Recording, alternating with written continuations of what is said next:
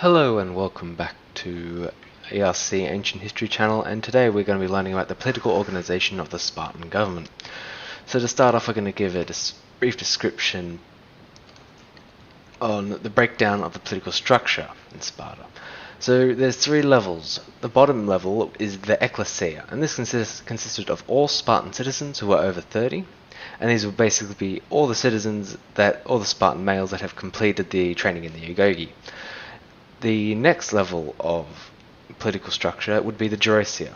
This was a body of 30 Spartan citizens. 2 of them would be the king, and all these Spartans would be over the age of 60, excluding the 2 kings.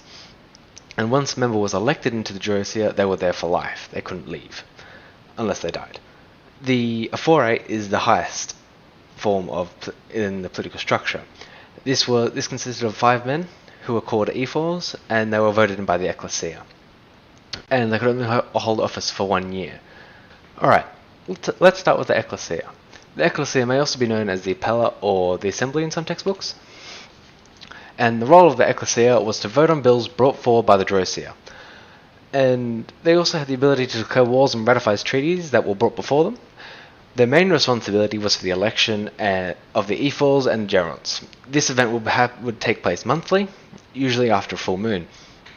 But they also had another role, and that was the freeing of helots. This event was really rare and not very many, and wasn't really recorded. The decisions were made on how loud the citizens' acclamations were made. So whichever side was louder won. And this is evident in Thucydides' quote here, which states that one of the Ephors at the time found it hard to decide which acclamations were louder, which is a serious problem in the political system. And Aristotle thinks of this method of voting as childish. And now onto the second step of the political structure, the Gerousia. The Gerousia may also be called the Council of Elders, and it was a way that the Spartans avoided tyranny and extreme democracy. So the role of the Gerousia was to create bills and deliberate bills that will then be voted on by the Ekklesia. And if they were voted on by the Ekklesia and they didn't like the vote, they could choose to adjourn the vote and then move it to a later date or never at all. This gave them a significant amount of power. They also had judicial focuses, which were on criminal cases such as murder and treason. They could also impose punishments such as exile, fines, and executions to the defendant. They also had the authority to place the kings on trial if they thought they were not upholding the constitution. This was also linked with the Ephors. This is a quote from Xenophon, and this states that the Council of Elders were the judicial democracy of Sparta, and they were also in charge of keeping Spartan equality. This is the source from Plutarch. This source states that this kept the political stability of Sparta equal, with them having equal power to the kings, and also they were able to stop extreme democracy from taking over, or an absolute monarchy or tyranny from taking over.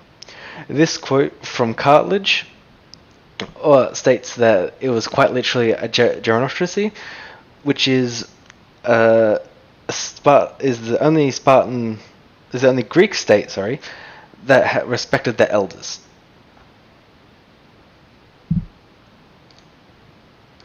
And now to the highest point of the political structure, the Ephorate. The Ephors were the overseers of Sparta. So one of their main roles was to control the Crypteia and the Agoge.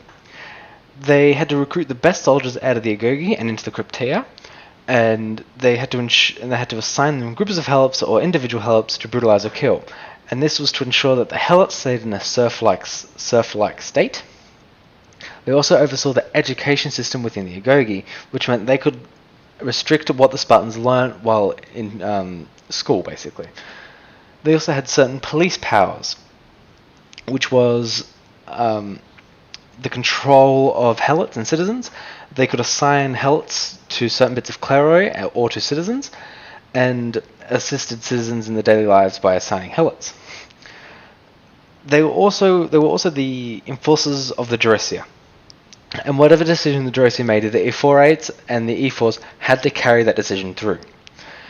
They also had judicial powers, and these judicial powers revolved around the kings, and they were to ensure that the kings upheld the constitution even on campaign. So when the kings did go on campaign, two of the Ephors would leave Sparta and accompany the king on wherever he went, and ensure that he upheld the constitution even in battle, while the others stayed in the Spartan lands and controlled the helots and the citizens.